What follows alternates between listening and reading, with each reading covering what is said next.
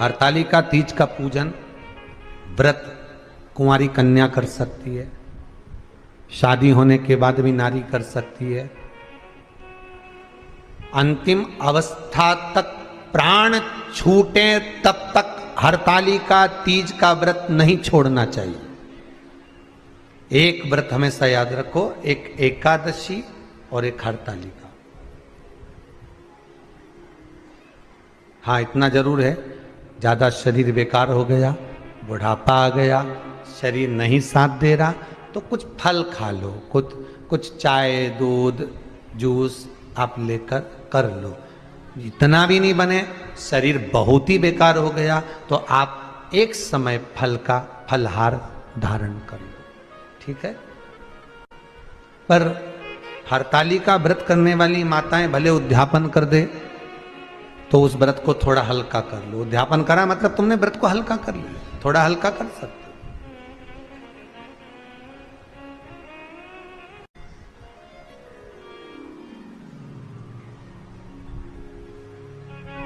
हरतालिका तीज का जो व्रत का उद्यापन करते हैं उसमें 5 चीज रखते हैं ना, 5 कपड़े स्त्री के, 5 कपड़े पुरुष के, 5 तरह का अनाज, 5 तरह का फलहार, 5 तरह का फल।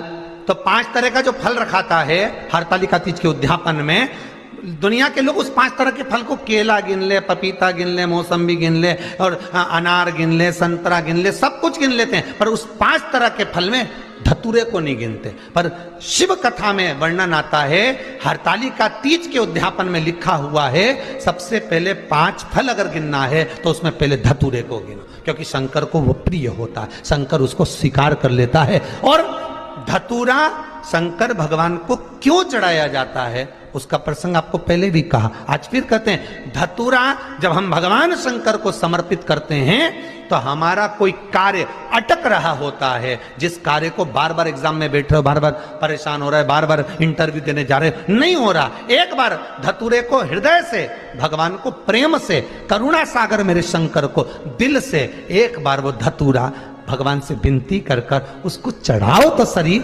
भगवान तुम्हारा कार्य सफल कर देगा। पर दिल से चढ़ाना, हृदय। हरतालिका तीज की पूजन करने वाले को चाहिए कि बालू का, मिट्टी का शिवलिंग बनाना चाहिए। फुलेरा जो बनाया गया है ऊपर शंकर जी के ऊपर लटकाने के लिए, टांगने के लिए, उसके नीचे शिव पार्वती गणेश जी की सुंदर बालू की मूर्ति बना लेना चाहिए, पार्थिव लिंग का निर्माण कर लेना चाहिए। शिव की आराधना करना चाहिए।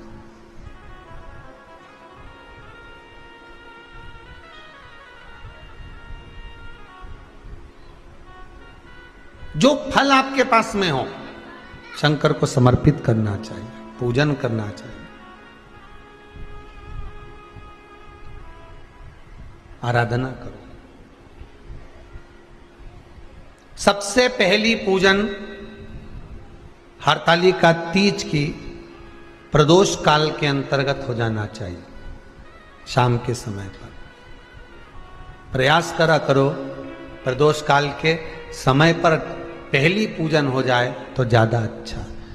पर लोगों की आदत रहती है कि 8 बजे तक, 8:30 बजे तक, 9 बजे तक पहली पूजन करें, फिर दूसरी आराम से, फिर तीसरी, फिर आराम से, फिर चौथी। तो ऐसा सब अपने अपने हिसाब से। पर शास्त्र रीति कहती है कि प्रदोष का जो समय होता है, प्रदोष काल जो होता है, शाम का जो समय होता है, उस समय पर हरतालिका तीज की पहली पूजन हो, जिससे आपका स्मरण चित्त शंकर भगवान में उस घड़ी, उस पल, उस क्षण में आप शिव के हो जाएं और शंकर आपका हो जाए। हाँ, अगर किसी के आने में देरी हो, कोई आ नहीं पा रहा है, बहुत देरी हो रही हो, तो हरतालिका पूजन व्रत वर्णन करता है कि शिवलिंग का निर्माण, पार्वती जी की मूर्ति का निर्माण, गणेश जी का निर्माण और फुलेरा जो बनाया हुआ है, ये प्रदोष काल के पहले बंद कर तैयार हो जाना चाहिए। प्रदोष काल के अंतर्गत फुलेरा नहीं बनना, फुलेरा पहले बन जाना चाहिए। और बहुत विशेष बात ध्यान रखिए हरतालिका तीज की, कि शंकर जी का जो अपने स्वरूप बनाया है, पाटे में, थाली में, चौकी पर, चौरंग पर जो स्वरूप बनाया है, वो पहले नहीं रखना है। पहले क्या बांधना है? फुलेरा। पहले फुलेरा बांधिए, उसके बाद उसके नीचे शंकर जी को रखिए। कई अब जो हरतालिका तीज का पूजन करते हैं तो उनके लिए हो गया, अब दूसरे के लिए भी सुन ले। जो नारी हरतालिका तीज का पूजन नहीं करती, व्रत नहीं करती, साधना नहीं करती, उसके लिए भी कहा गया कि आप अगर ये व्रत नहीं करते हो तो एक कार्य जरूर करना, कहीं पर फुलेरा बंधा हो, हरतालिका की पूजन हो रही हो, 5 मिनट 10 मिनट निकालकर अपने आसपास के किसी पौधे में से पत्तियां लेकर या पुष्प लेकर, 5 वृक्ष की पत्ती या 5 वृक्ष के पुष्प लेकर शंकर भगवान को जब पूजन हो रही हो, 5 मिनट माताएं जब पूजन कर रही हों, तब आप भी उस पुष्प को, उस पत्तियों को शंकर को समर्पित कर सकते हो। ये नहीं चढ़ा सकते तो 5 फल, फल नहीं चढ़ा सकते तो 5 कुछ भी पुष्प आदि का आप शिव को समर्पित करो। पर क्यों चढ़ाया जाता है, किस लिए चढ़ाना चाहिए? तो कहा कन्या स्त्री अगर मान लो हरतालिका का व्रत नहीं करती, पूजन नहीं करती, आराधना नहीं करती, तो वो कन्या, वो नारी, वो स्त्री, वो पुरुष कार्य तो बहुत करेगा, दुकान भी 4 चलाएगा, व्यापार भी बढ़ाएगा, पर संपदा को जोड़ नहीं पाएगा। 1 रुपए कमाएगा, 1.25 रुपए खर्च वाला काम चलेगा। हस्त नक्षत्र में जो तृतीया पड़ती है, हस्त नक्षत्र के अंतर्गत जो तृतीया का महत्व कहा गया है, वो संपदा को बढ़ाती है, मनोकामना को पूर्ण करती है। इस नक्षत्र के अंतर्गत जो तृतीया आती है वो मनोकामना को पूर्ण कर कर चली जाती है। इसलिए शिव की आराधना के लिए प्रथम माने हस्त नक्षत्र में किया गया दान, हस्त नक्षत्र के अंतर्गत तृतीया के दिन किया गया पुण्य, हस्त नक्षत्र में तृतीया के दिन किया गया श्रृंगार, हस्त नक्षत्र में तृतीया के दिन करा गया अपना सुंदर सिंदूरा, भगवान का आनंद।